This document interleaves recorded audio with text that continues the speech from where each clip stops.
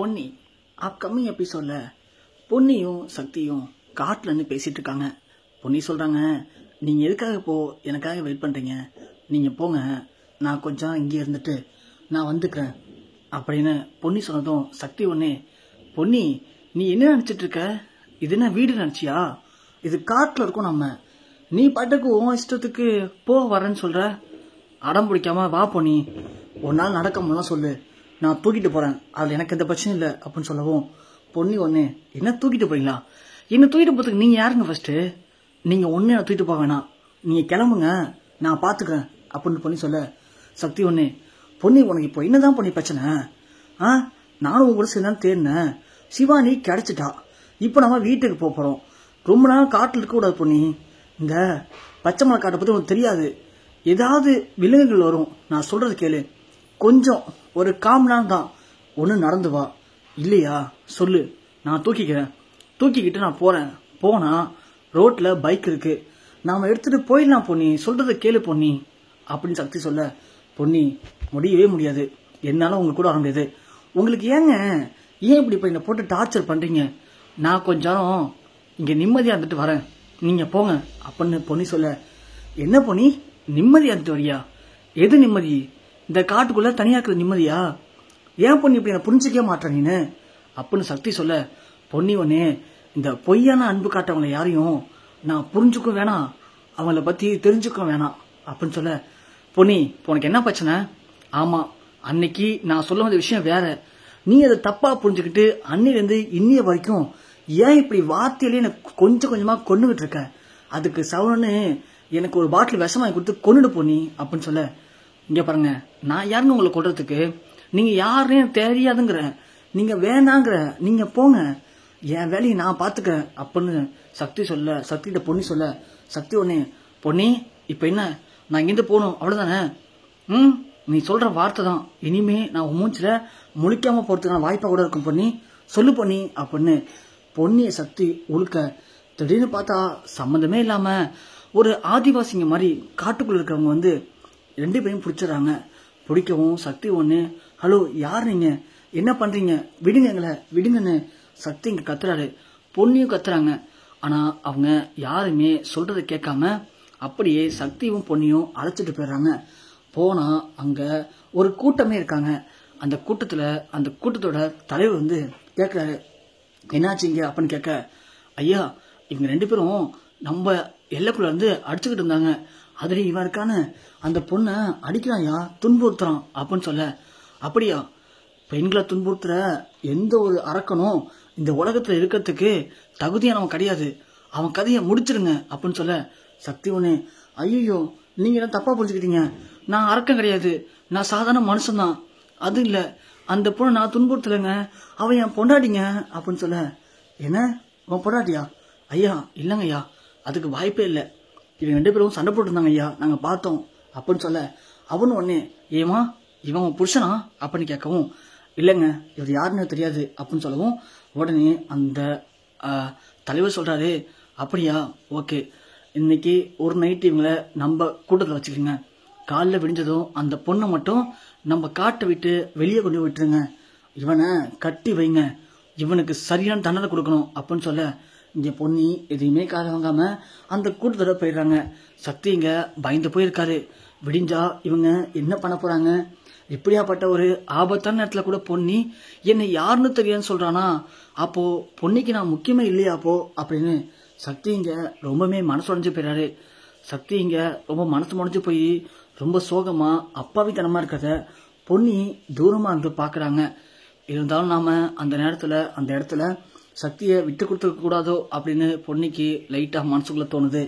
இந்த பக்கம் பார்த்தா பவானி எல்லா பிரார்த்தனையும் முடிச்சுட்டு ஒரு வழியா சாமியும் கும்பிடுறாங்க. சாமி கும்பிட்டுட்டு இங்க எல்லாருமே வீட்டுக்கு போறாங்க. வீட்டுக்கு போனவொடனே இங்க சிவானி கேக்குறாங்க, அம்மா தாத்தா எங்க பொன்னியத்தை, எங்க சக்தி மாமாவும் பொன்னியத்தையும் காணோம் அப்படின்னு சொல்ல, சண்முகம் ஒண்ணு, ஆமாப்பா சக்தி அப்பவே வரேன்னா இது வரைக்கும் வரவே இல்லை, என்னாச்சுன்னு தெரியலையே அப்படின்னு சொல்லி இங்க போன் பண்றாங்க சக்திக்கு. ஆனா சக்தியோட போன் அங்க நாட்டு ஜபுல இருக்கு. எல்லாருமே பதவி போறாங்க. உடனே இங்க சந்திரசேகர் அவருடைய இன்ஃபுளுன்ஸ் யூஸ் பண்ணி போலீஸ்ல சொல்றாங்க, இது மாதிரி பச்சை மலை காட்டுல தான் கடைசியா என் பேத்தி கிடைச்சா, என் பேத்தி அழைச்சிட்டு வர வழியில என் பையனும் என் மருமகளும் மிஸ் ஆயிட்டாங்க. அவங்கள இது வரைக்கும் கண்டுபிடிக்கவே முடியல. என்னாச்சுன்னு தெரியல. கொஞ்சம் உடனே போய் பாருங்களேன் அப்படின்னு சொல்ல இங்க இருக்க போலீஸும் உடனே கிளம்பி பச்சைமலை காட்டுக்கு போறாங்க. விடிஞ்சு பச்சைமலை காட்டுல போய் தேடுறாங்க. ஒரு பக்கம் இங்க சண்முகம் அப்புறம் சந்திரசேகர்னு எல்லாருமே தேடுறாங்க. பார்த்தா இங்க விடிஞ்சதும் அந்த தலைவர் வந்து பொன்னியை மட்டும் கொண்டு போய் காட்டுக்கு வெளியே விடுங்கன்னு சொல்றாங்க. பொன்னி ஒன்னே பயந்து போயிட்டு சக்தியை விட்டுட்டு போக முடியலன்னு சொல்லி தயங்கி நிக்கிறாங்க. சக்தி ஒன்னே புரிஞ்சுக்கிறாரு. என்ன பண்ணி ஏன் நிக்கிற? நீதான் தனியா போகணும்னு சொன்னியே, அப்புறம் என்னதான் இங்க கோத்து விட்டால? நான் பண்ண பாவத்துக்கு நான் தண்டனை அனுபவிச்சுக்கிறேன் பொன்னி. நீ சந்தோஷமா போ, நீ போய் சந்தோஷமா இரு பொன்னி, போ பொன்னி அப்படின்னு சொல்றாங்க. பொன்னியால போக மனசு இல்ல. ஐயா இல்லைங்க, அவர் என் புருஷன் தாங்க அப்படின்னு சொல்ல, ஏமா அவன் மிரட்டுறானா? நீ ஒன்றும் பயப்படாதம்மா, நீ போ, நாங்க பாத்துக்கிறோம் அப்படின்னு சொல்ல, இல்லைங்க மிரட்டலாம் இல்லைங்க அப்படின்னு சொல்லவும் சக்தி ஒண்ணு, ஐயா அந்த பொண்ணு போய் சொல்றா, அந்த பொண்ணு எனக்கு யாருன்னு தெரியாது, நான் அவ புருஷன் கிடையாது, எனக்கு நீங்க அந்த பொண்ணை துன்புறுத்துறதுக்கான மரண தண்டனை கொடுங்க, அதுதான் எனக்கு கரெக்டா இருக்கும் அப்படின்னு சொல்ல, அந்த தலைவர் ஒண்ணு, அடே தம்பி சொன்னாலும் உனக்கு மரண தண்டனை கொடுக்க போறோம். அந்த பொண்ணை நீ துன்புறுத்துறத எங்க ஆளுங்க பாத்துருக்காங்க. எங்க எல்லைக்குள்ள பெண்கள் துன்புறுத்தப்படுறத நாங்க சும்மா பார்த்துட்டு இருக்க மாட்டோம். அது யாரா இருந்தாலும் உங்களுக்கு மரண தண்டனை தான், உனக்கு மரண தண்டனை தான் விதிக்கிற அப்படின்னு சொல்ல, அது சந்தோஷமா ஏத்துக்கையா நானு அப்படின்னு சக்தி சொல்ல, பொன்னி ஒண்ணு, சக்தி என்ன பேசுறீங்க, லூசா நீங்க அப்படின்னு சொல்ல, பொன்னி உன் மேல ஒரு காலத்துல லூசா இருந்தேன், ஆனா அது நேற்று நைட்டு எனக்கு யாருன்னு தெரியாதுன்னு சொன்ன பத்தியா, அப்பயே முடிவு பண்ணிட்டேன், இனி உன் வாழ்க்கையில் நான் கிடையாதுன்னு சொல்லிட்டு. நான் பண்ண தப்புக்கும் பாவத்துக்கும் எனக்கு அந்த சரியான தண்டனை தான் அவர் கொடுத்துருக்காரு, அதை நான் மனப்பூர்வமா ஏத்துக்கிறேன் அப்படின்னு இங்க சக்தி சொல்ல, பொன்னி ஒண்ணு, சக்தி வேணாம் சக்தி அப்படின்னு சொல்லவும் பொன்னியை தூக்கிட்டு போறாங்க எல்லாருமே ஊர் இலையில விடுறதுக்கு. பொன்னி போக மாட்டேன்னு அடம் பிடிக்கிறாங்க, அழுக ஆரம்பிக்கிறாங்க. சக்தி சொல்றது கேளுங்க சக்தி, வாங்க சக்தி, நான் சும்மா தான் சொன்னேன், அப்படி நான் ஏதோ ஒரு கோவத்தை சொல்லிட்டேன் சக்தி, எனக்கு உங்களை பிடிக்கும் சக்தி, வாங்க சக்தி அப்படின்னு பொன்னி அழ ஆரம்பிக்கிறாங்க. ஆனா சக்தி இங்க மனசு மாறவே இல்லை. பொன்னி நடிக்கிறாங்க நல்லாவே தெரியுது அப்படின்னு நினைச்சிட்டு, பொன்னி நான் இனிமே உங்க வாழ்க்கை வரமாட்டேன், நான் சொல்லிட்டேனே, நைட் நீ சொல்லிட்டல என்னை விட்டு போனாதான் எனக்கு சந்தோஷம்னு சொல்லிட்டு, நீ போ பொன்னி, போய் உன் வாழ்க்கைய சந்தோஷமா உனக்கு பிடிச்ச மாதிரி வாழ்ந்துக்கோ, என் வாழ்க்கையை நான் தேடிக்கிட்டேன் அப்படின்னு இங்க சக்தி சொல்லவும் உடனே சக்தியை அழைச்சிட்டும் போறாங்க. சக்தியை அழைச்சிட்டு போயிட்டு ஒரு தூக்க மேடை மாதிரி இருக்கு, அதுல போய் சக்தியை தூக்க மாட்டி வைக்க போறாங்க. சக்தியும் ரொம்பவே மனசு உடைஞ்சு போயிடாரு.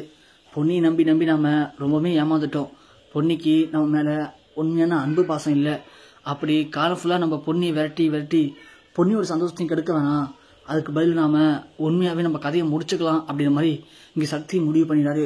இங்க பொன்னி கத்துல அந்த பச்சைமலை காட்டுக்கு அந்த போலீஸ் கண்டுபிடிச்சாங்க. அந்தப்பதான் சவுண்ட் கேட்குது, எல்லாம் உடனே வாங்கன்னு சொல்லிட்டு நேரா அங்க போறாங்க. அங்க பார்த்தா சக்தி லாஸ்ட் மினிட்ல ஐயோ உண்மையா நம்மளை தூக்கில போட்டுருவான்னு சொல்லி பயந்து தப்பிக்க முயற்சி பண்றாரு.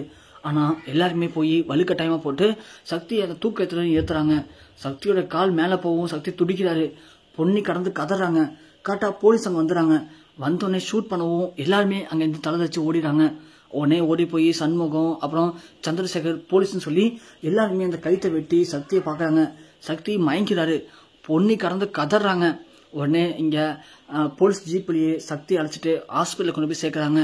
சேர்த்து ட்ரீட்மெண்ட்லாம் பண்ணவும் ஸோ சக்தியோட உயிருக்கு ஒன்றும் ஆபத்து இல்லை, இருந்தாலும் கழுத்துல கயிறு ரொம்ப போட்டு நெருக்கி இருக்கு, அவரால் மூச்சு விட கஷ்டமா இருக்குன்னு சொல்லி இப்போதைக்கு நாங்கள் ஆக்சிஜன் கொடுத்துருக்கோம், ஸோ கொஞ்ச நேரம் ஐசியூ இருக்கட்டும் அப்படின்னு டாக்டர் சொல்லவும் இங்கே பொன்னி பயங்கரமாக கடந்து கதறாங்க. நான் மன்னிச்சுங்க சக்தி, நான் ஏதோ இத்தனை நாளும் உன் மேலே கோபமாக இருந்துட்டேன், இப்போ நான் புரிஞ்சுக்கிட்ட சக்தி, எனக்காக வந்துரு சக்தி, உனக்கு எதுவும் ஆயிடக்கூடாதுன்னு கடவுள்லாம் வேண்டிக்கிறாங்க அப்படின்னு சந்திரசேகர் சொல்றாரு. ஏம்மா பொன்னி, சக்தி மேலே இவ்வளோ பாசம் வச்சிருக்க, இருந்தும் ஏமா இப்படி இருக்கு அப்படின்னு சொல்ல, என்னமோ பண்றது, ஏதோ ஒரு கோவத்துல சக்தி நான் பிடிக்காத மாதிரி நடந்துக்கிட்டேன், ஆனா இனிமே சக்தி குணமே வந்ததுக்கு அப்புறம் கண்டிப்பா நான் சக்தி விட்டு எங்கேயும் போக மாட்டேன் மாமா அப்படின்னு சொல்ல, இத நம்ம பீர்த்தி அப்புறம் வெண்ணிலா ரெண்டு பேருமே கேட்டுறாங்க. கேட்டுட்டு ஆஹா என்னடா இது மிகப்பெரிய ட்விஸ்டா இருக்கு, இந்த பொன்னி இங்கேயே செட்டில் ஆயிட்டானா அப்புறம் நாம எப்படி சக்தியை கல்யாணிக்க முடியும் அப்படின்னு வெண்ணிலா ஒரு பக்கம் யோசிக்கிறாங்க, பிரீத்தி ஒரு பக்கம் யோசிக்கிறாங்க. இதை விடக்கூடாது, எப்படியாவது பொன்னியை இந்த வீட்டோட துரத்தி ஆகணும்னு சொல்லி அவங்க ரெண்டு பேருமே பயங்கரமா யோசிக்கிறாங்க. ஒரு பக்கம் சந்திரசேகருக்கு ரொம்ப சந்தோஷமா இருக்கு, கெட்டதே ஒரு நல்லது, சிவானி காணாம போய் அதை கண்டுபிடிக்க போன பொன்னியும் சக்தியும் ஒருத்தங்க புரிஞ்சுக்கிட்டு வாழ்க்கையில ஒண்ணு சேர போறாங்க, இதுவே நமக்கு கிடைச்ச மிகப்பெரிய சந்தோஷம் தான் சொல்லி சந்திரசேகர் இங்க அளவிலா சந்தோஷத்தோட நிக்கிறாரு.